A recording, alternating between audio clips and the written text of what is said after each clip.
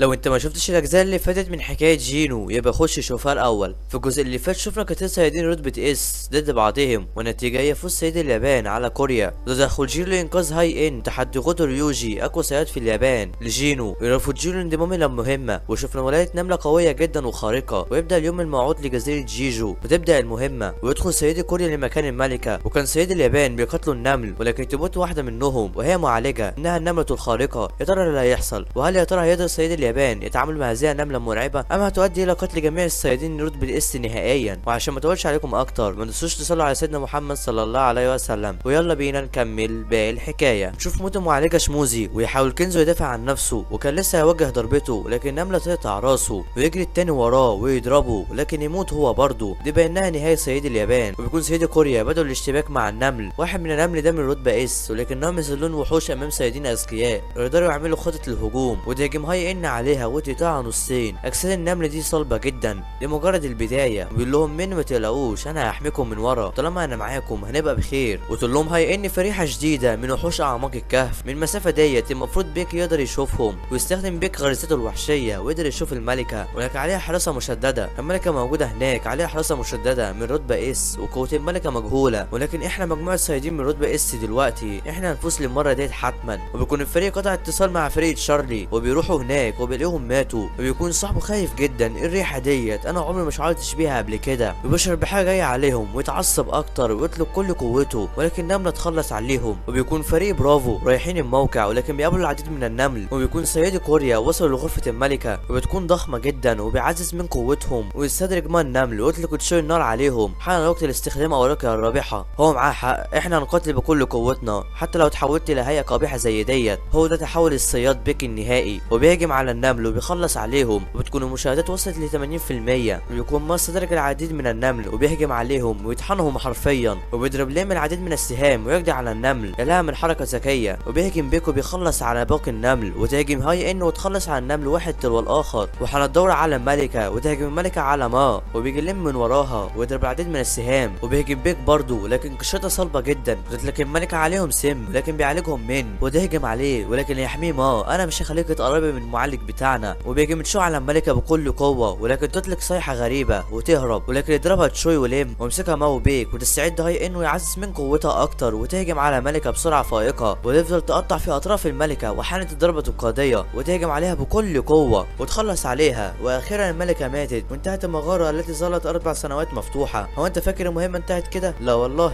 دي مجال التشويش اتعطلت ورجعنا للملكه، وبيكون سجن نار اتكسر. هو ايه اللي بيحصل؟ استحاله مجال التشويش تتعطل، في حد جاي علينا. وبيدخل عليهم نمله انها ملك النمل، ويطلق هاله مرعبه جدا ويخافوا منه. استحاله يكون وحش عادي، احنا لازم نخلص عليه بسرعه. بس انا اتجمدت في مكاني. وبيعدي من جنبيهم ولا كانهم هنا، وبيروح للملكه ويبدا ياكل فيها. ده بيعمل ايه؟ ويبص عليهم، ولكن ده بيهجم على هاي ان ويديها بوكس يطيرها. وبيهجم عليه ما، ولكن يكسر درعه ويقطع ايديه. وبيهجم عليه بيك، ولكن بيخلص عليه برضه. وراه شوي وبيهجم على لم، ولكن يضربه ما قبل ما يخلص على لم. وهو انت فاكر هتقتلنا كده بسهوله؟ احنا معانا حليف قوي. وبيكون من مفعل مهاره التخفي، هو لازم ما يتحركش عشان المهاره تفضل متفعله. ويفضل ملك النمل يتفادى ضربات ما، ويمسك رجله ويلزقه في الارض، ويفضل يعمل كده مرارا وتكرارا. وبيشعر بمن، وبيكون من اصيب، دراعه اخترقت جسمه. ويهربوا من هنا، وبياكل من، ويتعصب بيك وبيهجم عليه، ولكن بيرمي عليه من ويمسكه. وبيسمع بيك صوت من، ده بتلعب الضحايا الذي ياكلها. دي حركه خبيثه جدا. وبيقول له النمله انتوا ضعاف جدا، انتوا موتوا ملكتنا، قتل جنود ضعفاء مثلكم ليس عدلا. مين هو الملك بتاعكم؟ وبيشعر بقوه جايه من بره، ويسيب بيك وبيمشي. ده بيقصد غوتو، ده رايح هناك دلوقتي، احنا لازم نهرب من هنا بسرعه. ولكن بيكون النمل راجع تاني، وبيكون غوتو بيحاول يتصل بفريق دلتا ويتصل بفريق برافو عليه، ويقول لهم الشبكه اتقطعت عن الفريقين التانيين، خليكم عندكم، احنا اللي رايحين هناك. المفروض هم في نطاق الشبكه، هو ايه اللي بيحصل هنا؟ وبيوصلوا مكانهم وبيلاقوهم ماتوا. وبيتصل على رئيس جمعيه الصياد اليابان، بيقول له تكبدنا خسائر. وبيقول له هو مش انت قلت لهم يتفادوا بخاطر؟ ويقول له دول كانوا ناس ضعيفه مش اكتر، انت طالما موجود مفيش مشكله في خساره بعض الاشخاص. وفريق كوريا ايه اخباره؟ وبيقول له غوتو مواجهه التشويش فشلت، وفرصه نجاتهم هي 0%. وبيقول له رئيس اضعاف دوله مجاوره تدريجيا هتخلينا نسيطر على البوابات من رتبه اس. عامه انت يرجع مع فريقك، وهنهجم عليهم بالفريق التاني عند البحر. ولكن بيهجم عليهم النمل ويصد غوتو الضربه وتموت واحده. ويقول له غوتو اهرب من هنا، انت هتعيقني مش اكتر. وبيهرب. بيكون ملك النمل وصل، دي هالته قويه جدا. وبيقول له هو انت ملك البشر؟ وبيقول له ايوه انا هو الملك. وبيطلق هاله مرعبه جدا. وبيكون غوتو بيموت وخايف. انا شعرت بهالة زي دي قبل كده، والهالة دي عندما كان يقاتل جينو ويموت في الاخر، بيكون النمل وصل للغرفة وبيكون صعيدي كوريا بلا حول ولا قوة، دي بانها النهاية خلاص. ولكن يخرج جنود الظلال وبيكون جينو مستعد ويبدل ظله، ومع الاسف الحلقة تخلص. يا ترى اللي هيحصل، وهل يا ترى هيقدر جينو يموت ملك النمل؟ ده هنعرفه في الحلقة القادمة. ما ننساش الاشتراك في القناة واللايك الجميل بتاعك.